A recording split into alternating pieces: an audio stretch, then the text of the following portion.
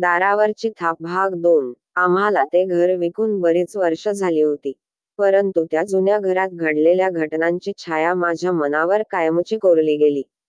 त्या घरात अचानक प्रकट झालेली ती भयानक, रहस्यमय शक्ती जणू काही पुढे कायमची माझ्या आयुष्यात उतरली होती. गॅलरीमध्ये उभी ती स्त्री, तिचा तो केळसवाणा चेहरा, डोळ्यांतील भीतीदायक चमक, तिच्या ओठामधून गळणारे रक्त, आणि परत ये अशा इशाऱ्याने केलेली खूण, आजही माझ्या डोळ्यांसमोर उभी राहत होती. रात्र झाली की तिचा चेहरा माझ्या स्वप्नात दिसायचा. ती मला घेऊन जाण्यासाठी येत आहे असे जाणवायचे. तिचे हळूवार पाऊल, थंड श्वास, मला घाबरवून सोडायचे. मी घरात एकटा असताना मला वाटायचे ती मागेच उभी आहे. दरवाजे, खिडक्या उघडत असताना वाटायचे ती बाहेर तर उभी नसेल ना. हे आजवर प्रत्येक दिवशी मी अनुभवले होते. आम्ही ते घर सोडले जरी असले तरी त्या स्त्रीची सावली माझ्या सोबत आली होती. दिवसेंदिवस तिची आठवण मला त्रास देत होती. मी खूप प्रयत्न करत होतो विसरण्याचा, नवीन आठवणी निर्माण करण्याचा. पण त्या रात्रीची सावली माझ्या मनावर कायमची कोरली गेली होती. त्यातच अचानक ती गोष्ट घडली. एक दिवस मी कामावरून घरी आलो. संध्याकाळचे 7 वाजले होते. दरवाजा उघडा पाहून अनु आज लवकर आली असल्याचे कळले. अनु, अनु करत मी घरात शिरलो. आलात का तुम्ही? हातपाय धुवून घ्या, मी चहा टाकते. अनुचा प्रेमळ आवाज घरभर पसरला. मी घाईने जाऊन सर्व गोष्टी उरकल्या आणि हॉलमध्ये येऊन बसलो. आम्ही एका बंगल्याच्या आउट हाऊस मध्ये भाड्याने राहत होतो. आमच्या या नवीन घराला बाल्कनी नव्हती. त्यामुळे आमचे सर्व बसणे बोलणे हॉलमध्येच असायचे. थोड्याच वेळात अनु वाफाळते चहाचे कप घेऊन हसतमुखाने येताना दिसली. रोहनलाही चहा ठेवला आहेस ना? अजून कसा आला नाही? एव्हाना यायला हवा होता. मी चहाचा कप घेत दरवाजाकडे बघत आमचा मुलगा रोहन विषयी विचारले. तो आता 3ऱ्या कक्षेत शिकत होता. तुम्ही घ्या, येईलच तो आता. मला तुम्हाला एक आनंदाची गोष्ट सांगायची आहे. अनु आनंदात असल्यासारखी बोलली. अरे वा, फारच खुश दिसतेस. नक्की काय कारण आहे आनंदाचे? काही खुशखबरी आहे की काय? मी मिश्किलपणे तिला छेडण्यासाठी तिच्या पोटावर हात फिरवत विचारले. जाऊ द्या हो. इतकी वर्ष झालीत लग्नाला पण तुमचा फाजीलपणा काही बंद होत नाही. लटक्या रागात अनु बोलली. तिचे ते बोलणे, ती घटना आजही माझ्या डोळ्यांसमोर जशीच्या तशी उभी आहे. खरे तर झाले असे की अनुला प्रमोशन मिळाले होते. बातमी ऐकून मी खूपच खुश झालो होतो. पण तिने जेव्हा ऑफिस शिफ्ट झाल्याचे सांगितले, तेव्हा मी विचारात पडलो. अनुला दुसऱ्या शहरात जावे लागणार की काय? तिला सोडून मी कधीच राहिलो नव्हतो. एकदा राहिलो होतो. तर काय घडले होते? तुम्ही मागच्या भागात वाचलेच असेल. पण पुढच्या बातमीने माझा जीव भांड्यात पडला. ऑफिस याच शहरात होते. फक्त एरिया बदलला होता. पण माझा आनंद जास्त काळ टिकला नाही. तिने एरियाचे नाव सांगितले, कलानगर. काय, कलानगर? म्हणजे तोच आपला जुन्या घराचा एरिया. म्हणजे अनु रोज त्या भागात जाणार. या विचाराने मी चिंतातूर झालो. अनु, तू नोकरी सोड, मी गंभीरपणे म्हणालो. काय, कशी सोडू? तिने डोळे विस्फारून पुढे विचारले. तुला माहिती आहे ना, आपली आर्थिक स्थिती ठीक नाही. मला काम केल्याशिवाय पर्याय आहे का? पण ती जागा, ते सर्व मला अजूनही आठवते. त्या स्त्रीची भीती, तिने तुला काही केलं तर? मी काळजीत बोलत होतो हे समजून तिने मला हळूच जवळ घेतले. माझ्या केसांमधून हात फिरवत ती समजावणीच्या सुरात म्हणाली. फक्त तुला आठवते ते, राजा. असे किती दिवस घडून गेलेल्या घटनांना आठवत राहणार आहेस. आणि ते सर्व तेव्हाच संपले आहे. माझी चिंता करू नकोस, मी काळजी घेईन. त्या घरासमोरूनही जाणार नाही. मग तर झाले ना. मी पण माझे विचार बाजूला ठेवून तिच्या निर्णयाला संमती दर्शवली. अनु आता दिवसभर त्याच भागात जाऊ लागली. मला नाही म्हणून थोडी थोडी काळजी वाटायचीच. तो दिवस उजाडला. मला सुट्टी होती. रोहन अभ्यास करत बसलेला होता. अनु घाईघाईने दुपारीच घरी शिरली आणि सोफ्यावर येऊन बसली. तिचा चेहरा शिनलेला दिसत होता. उन्हामधून आल्यामुळे थकली असेल म्हणून. मी किचनमध्ये जाऊन पाणी घेऊन आलो. पाणी पिऊन झाल्यावर तिला काय झाले, इतक्या लवकर घरी कशी आलीस, याविषयी विचारले. अनु बोलू लागली. आज मला ऑफिसच्या कामासाठी आपल्या त्या जुन्या घराच्या एरियात जावे लागले होते.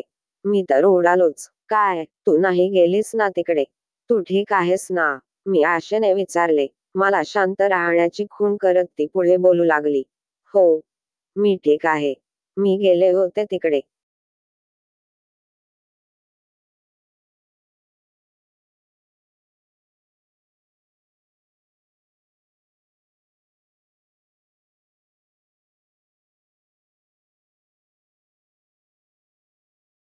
त्या घरासमोरून जाताना समोरच्या इस्त्रीवाल्याने मला ओळखले. मी ते दुकान आठवण्याचा प्रयत्न केला आणि अनु पुढे काय सांगते आहे ते ऐकू लागलो. मी समोरून जातच होते, तर पलीकडून आवाज आला. मी वळून पाहिले तर इस्त्रीवाले काका होते. त्यांनी मला आत बोलावले. त्यांचे घर मागेच आहे ना. मी तिथे गेल्यावर त्यांनी त्यांच्या बायकोला आवाज दिला. त्यांची बायको मला बऱ्याच वर्षांनंतर पाहून खूप खुश झाली होती. दोघा दाम्पत्यांनी मला चहासाठी बळजबरीने घरात नेले. चहा दरम्यान बऱ्याच अनौपचारिक गप्पा झाल्या. चहा पिऊन झाल्यावर मी कप खाली ठेवला आणि निघण्यासाठी उठायला लागले. मला खर तर त्या भागात थांबायची इच्छा नव्हती.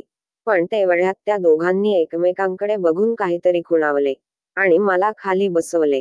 तुमच्या नवऱ्या बरोबर झालेल्या त्या भूत स्त्रीच्या घटनेविषयी महत्वाचे बोलायचे आहे, असे बोलत त्यांनी तुमच्या बरोबर घडलेली प्रत्येक गोष्ट सांगितली. अजून काय म्हणाले ते पुढे सांग, मी उत्सुकतेने विचारले. पण अनु, माझ्या बरोबर घडलेली घटना तर फक्त मला, तुला आणि तुझ्या घरच्यांनाच माहित होती. मग त्यांना कशी कळली? माझ्या प्रश्नाचा रोख समजून अनु पुढे बोलायला लागली. मलाही हाच प्रश्न पडला. त्यांनी ती घटना इतकी तपशीलवार सांगितली कशी, हे मला पण कोडे पडले. त्यांनी ती घटना इतकी तपशीलवार सांगितली की एक क्षणासाठी मला वाटले की ती घटना त्यांनीच अनुभवली आहे. मग ते पुढे बोलू लागले. ते म्हणाले की त्या बिल्डिंगमध्ये कोणत्याही स्त्रीचे भूत नव्हते. ते तर एक नाटक होते. तुमच्या त्या शेजारच्या काकांनी तुमच्या बरोबर ते नाटक रचले होते. अनु पाणी पिण्यासाठी थांबली. माझे तर काळीजच फाटले होते. हा माझ्यासाठी आश्चर्याचा खूप मोठा धक्का होता. काय म्हणजे? मग मी बघितले ते नक्की काय होते? मी शंका उपस्थित करत विचारले. अहो, नाटक होते. फक्त एक नाटक होते. आपल्याला त्या फ्लॅट मधून बाहेर काढण्यासाठी बनाव होता तो. ते पुढे म्हणाले की तुमच्या समोरचे शेजारी होते ना, त्यांच्या भावाला त्या फ्लॅटची खूप गरज होती. त्यांच्या भावाला तो फ्लॅट मिळावा म्हणूनच त्यांनी हे भूताचे नाटक केले. इस्त्रीवाले काका म्हणाले की त्या शेजाऱ्यांच्या बहिणीनेच तो भयानक सीन तयार केला होता. मेकअप, फेक रक्त, सगळे. आणि त्यांनीच तिला स्ट्रीट लाईट खाली उभे केले. तुझे लक्ष वेधले जावे म्हणून स्ट्रीट लाईट चालू बंद केली. त्या क्षणी तुला ते सर्व खरे वाटेल असे अगदी नेमके रचले होते. हे ऐकून मी एकदम स्तब्ध झालो. माझे मन सुन्न झाले होते. मला काय बोलावे तेच सुचत नव्हते. ती स्त्री, जी मी इतके दिवस खरी समजत होतो, ती सर्व खोटे होते. एक छान नियोजित योजना होती. माझ्या मनात तेवढंच सुरू होते. म्हणजे मी जे बघितले, जे अनुभवले ते सर्व फक्त एक नाटक होते. मी अजूनही धक्क्यात होतो. हो, अनु हळूवार स्वरात म्हणाली. काका म्हणाले की त्यांनी त्या शेजाऱ्यांना हे नाटक करायला मदत केली होती. कारण त्यांना त्यावेळेस पैसे मिळणार होते.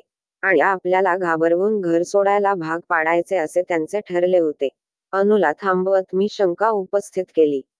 पण तो रात्री मोडलेला दरवाजा तिसऱ्या दिवशी परत व्यवस्थित कसा होता? अहो, तुम्ही दुसऱ्या दिवशी घाबरून घर सोडून माझ्याकडे आले. तेव्हा ते तुमच्या पाळतीवर होते.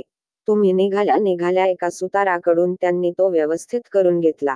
सर्व घर व्यवस्थित करून ठेवले. आपल्याकडे नंतर ती प्रॉपर्टी विकायची आहे का, म्हणून विचारायला आलेला एजंट दुसरा कोणी नसून त्यांचा भाऊच होता. तो फ्लॅट त्यानेच आपल्याला ग्राहक नाही लागत म्हणून कमी किमतीत बळकावला. आता आले का लक्षात तुमच्या, कितीच लोकांशी आपला संबंध आला होता तो. ती बोलायचे थांबली तेव्हा रागाने लाल झाली होती. मी पण रागाने थरथर कापत होतो. माझे राहते घर मला विकावे लागले.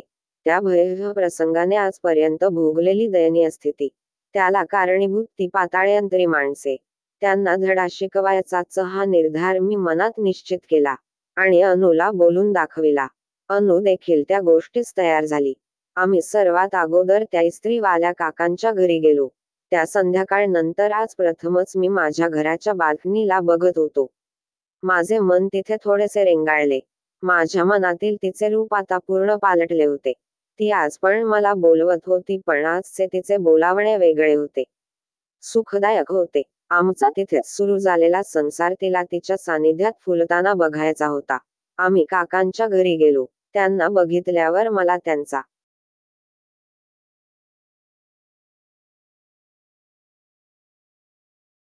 चेहरा आठवला, ओळख जाणवली.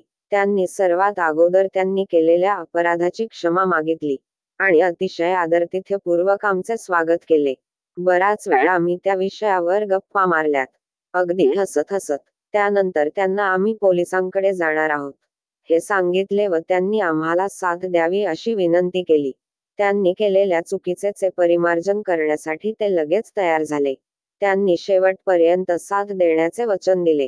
त्यांचा निरोप घेऊन आम्ही समोरच्या गॅलरीकडे बघत तिथल्या पुढील आयुष्याची स्वप्न रंगवत बाहेर पडलो. आम्ही पोलीस स्टेशनला चाललो होतो, पुढील लढाई लढण्यासाठी. अनुने चालताना हळूच माझा हात हातात घेतला. तिच्या त्या स्पर्शाने अन्यायाविरुद्ध लढण्याची ताकद मला दिली. आता आम्ही कोणत्याही परिस्थितीमध्ये आमच्या घरासाठी लढाई लढण्यासाठी सज्ज झालो होतो आणि आम्ही ती जिंकणारच.